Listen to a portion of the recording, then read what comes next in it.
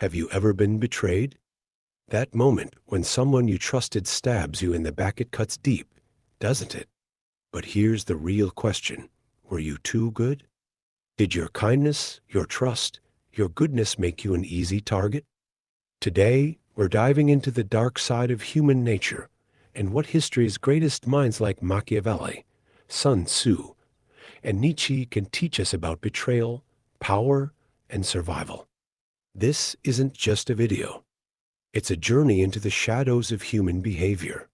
Betrayal is one of the most painful human experiences. But why does it happen?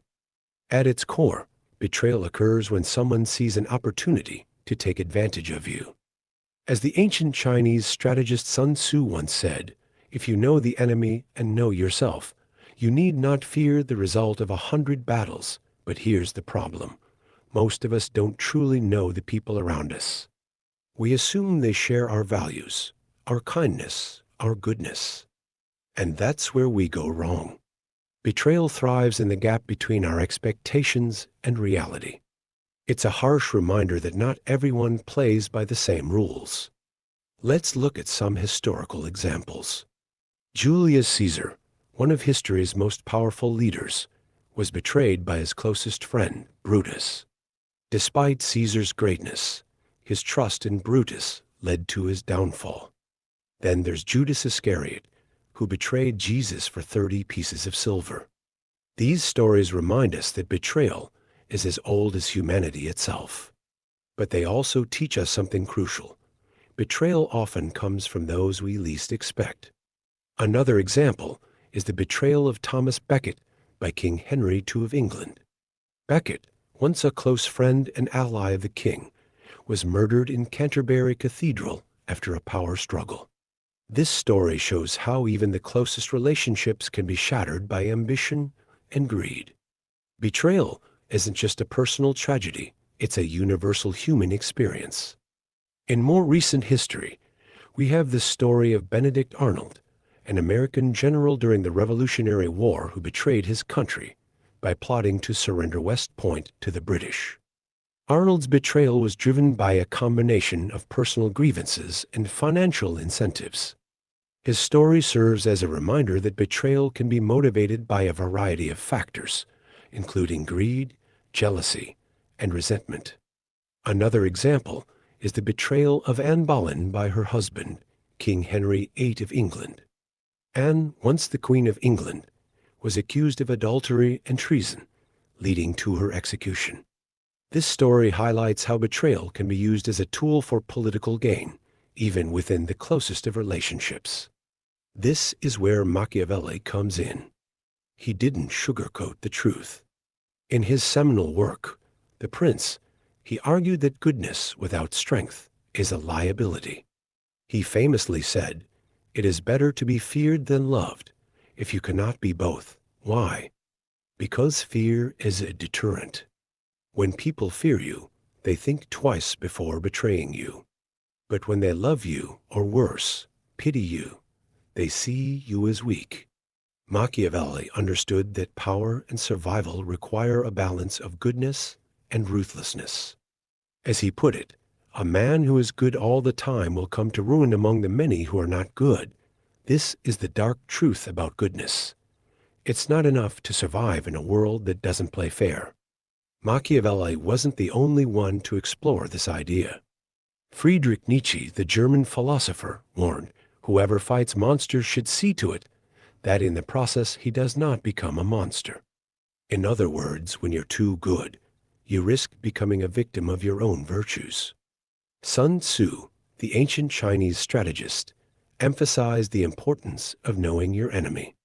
And Tacitus, the Roman historian, observed, "The desire for safety stands against every great and noble enterprise." These thinkers remind us that power and survival require more than just goodness. They require strength, strategy, and a willingness to embrace your darker instincts. Plato, the ancient Greek philosopher, also explored the concept of goodness in his work, The Republic. He argued that true justice and goodness require wisdom and strength. Without these, goodness becomes a weakness. Aristotle, another Greek philosopher, believed that virtue lies in balance. Too much goodness, without the strength to protect it, can lead to ruin. Marcus Aurelius, the Roman emperor and Stoic philosopher, offered wisdom on this topic as well. He said, "You have power over your mind, not outside events. Realize this, and you will find strength." This means focusing on what you can control: your actions, your mindset, and your boundaries, rather than worrying about the actions of others.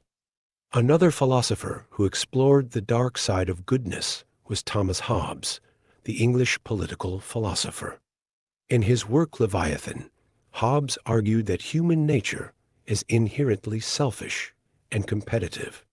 He believed that without a strong central authority, life would be nasty, brutish, and short. This perspective reminds us that goodness, without the strength to enforce it, can be easily exploited. So, how do you balance goodness with strength? It starts with understanding that kindness and power are not mutually exclusive. You can be good without being weak. Machiavelli called this virtue the ability to adapt, to be ruthless when necessary, and to protect yourself at all costs. This doesn't mean becoming cruel or heartless. It means setting boundaries, standing up for yourself, and refusing to be a victim. As the Stoic philosopher Epictetus once said, "It's not what happens to you, but how you react to it that matters. So, react with strength, react with strategy, and never let anyone make you feel weak for being good." Here are some practical strategies to protect yourself from betrayal. First, set clear boundaries. Let people know what you will and won't tolerate. Second, surround yourself with people who respect you. As Machiavelli said, the first method for estimating the intelligence of a ruler is to look at the men he has around him. Third, project confidence, even when you're struggling. Remember, appearances matter. And finally, take control of your life. Don't wait for luck, create your own opportunities. As the Roman philosopher Seneca said, luck is what happens when preparation meets opportunity. So prepare. Protect yourself. And never let betrayal catch you off guard again. Another strategy is to develop emotional resilience. This means learning to manage your emotions and not letting them control your actions. As the Stoic philosopher Seneca said, we suffer more often in imagination than in reality. By staying calm and composed, you can make better decisions and avoid being manipulated by others. Finally, it's important to cultivate a sense of self-awareness. This means understanding your strengths and weaknesses, as well as the motivations of those around you. As Sun Tzu said, know yourself and know your enemy, and you need not fear the result of 100 battles. By being aware of your own vulnerabilities and the intentions of others, you can better protect yourself from betrayal. History's greatest leaders understood the balance between goodness and power. Alexander the Great built an empire by being both feared and respected. Genghis Khan united the Mongol tribes through a combination of ruthlessness and strategic alliances. And Queen Elizabeth I ruled England during a time of great turmoil by mastering the art of appearances. These leaders remind us that greatness requires more than just goodness. It requires strength, strategy, and a willingness to embrace your darker instincts. So, how do you create a legacy of power and respect? It starts with understanding that your legacy is built on your actions, not your intentions. Machiavelli believed in leaving a lasting impact. He said, the ends justify the means. In other words, focus on your goals and do whatever it takes to achieve them within reason. Surround yourself with people who push you to be better. Set clear boundaries. And never let anyone make you feel weak for being good. Your legacy depends on your discipline today. Another example is Napoleon Bonaparte, who rose from obscurity to become one of history's most powerful leaders. Napoleon understood the importance of both strength and strategy. He once said, the world suffers a lot. Not because of the violence of bad people, but because of the silence of good people. This reminds us that goodness, without action, is meaningless. To create a lasting legacy, you must be willing to take decisive action and stand up for what you believe in. Finally, let's look at the example of Cleopatra, the last active ruler of the Ptolemaic kingdom of Egypt. Cleopatra was known for her intelligence, charm, and political acumen.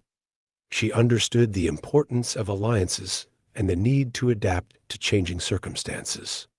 Her story teaches us that power and survival require not only strength, but also flexibility and the ability to navigate complex social and political landscapes.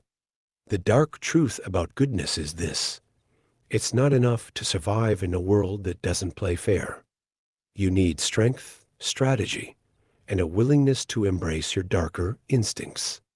Machiavelli's wisdom, along with the insights of Sun Tzu, Nietzsche, and Tacitus, reminds us that power and survival require a balance of goodness and ruthlessness. So, the next time someone tries to betray you, ask yourself, will you let them? Or will you take control and rewrite the rules?